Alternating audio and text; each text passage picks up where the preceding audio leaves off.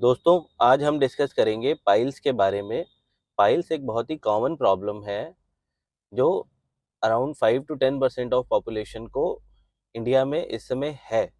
और piles anal canal में जो हमारे वेन्स होते हैं, नसें होती हैं, उनमें अगर सूजन आ जाती है, उसकी वजह से पाइल्स डेवलप होते हैं।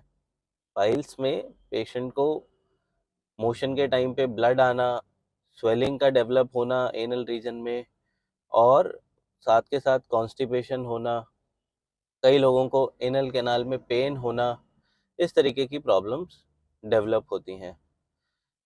पाइल्स का पता लगाने के लिए क्लिनिकल एग्जामिनेशन, यानी डॉक्टर खुद देखे कि क्या पाइल्स है या नहीं है, या फिर प्रोक्टोस्कोपी, यानी एक प्रोक्टोस्कोप इंस्ट्रूमेंट होता है जो कि एनल कैनाल के अंदर डाल के देखा जाता है कि पाइल्स कितने फूले हुए हैं, और इसके हिसाब से पाइल्स की ग्रेडिंग का पता लगाया जाता है। पाइल्स की ग्रेडिंग में अगर पाइल्स ग्रेड 1 है तो उसमें ब्लीडिंग होती है, मगर स्वेलिंग बाहर की तरफ नहीं आ रही होती है। ग्रेड 2 में ब्लीडिंग होती है और साथ ही साथ स्वेलिंग होती है जो कि एनल कैनाल में डेवलप हुई होती है। ग्रेड 3 में स्वेलिंग अंदर होती है और बाहर तक भी आती है, मगर प्रोलैप्स नहीं होता है, यानी एनल कैनाल के बाहर मोशन के टाइम पे आएगी मगर अंदर चली जाएगी स्वेलिंग, हर समय बाहर की तरफ नहीं रहेगी।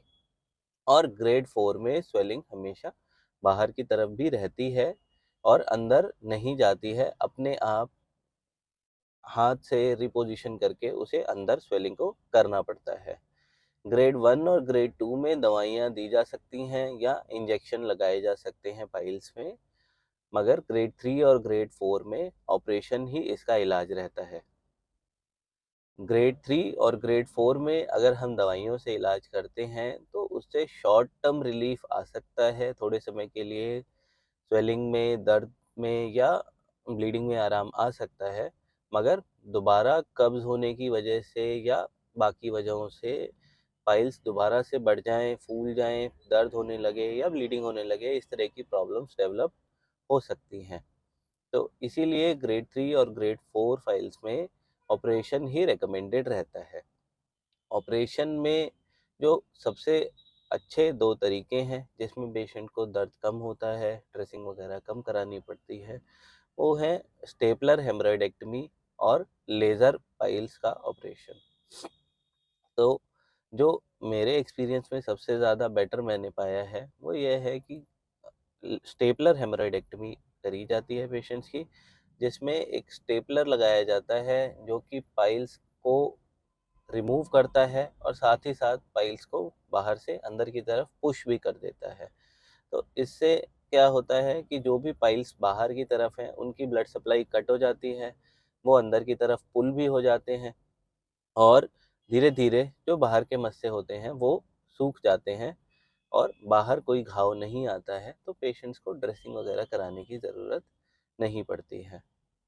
लेज़र पाइल्स में जो ऑपरेशन रहता है वो, उसमें लेज़र मशीन के द्वारा पाइल्स में बर्न दिया जाता है, जिससे उनकी ब्लड सप्लाई जो है वो कोएगुलेट हो जाती है और धीरे धीरे वो श्रिंक हो जाते हैं।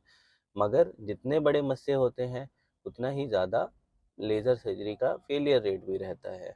तो ग्रेड 2 है या ग्रेड 3 है उनमें रिज़ल्ट बेटर आने की प्रोबेबिलिटी है। ग्रेड 4 में कई बारी पेशेंट्स को 2 सिटिंग में लेज़र ऑपरेशन कराने की भी ज़रूरत पड़ती है।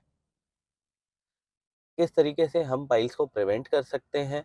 तो अगर कॉन्स्टिपेशन ना हो, कब्ज़ ना बने, हाई फाइबर डाइट ली जाए, कब्ज़ जब भी बन रहा हो तो स्टूल सॉफ्टनर लिया जाए, माइनर ब्लीडिंग होने पर भी एक बार डॉक्टर को दिखाया जाए।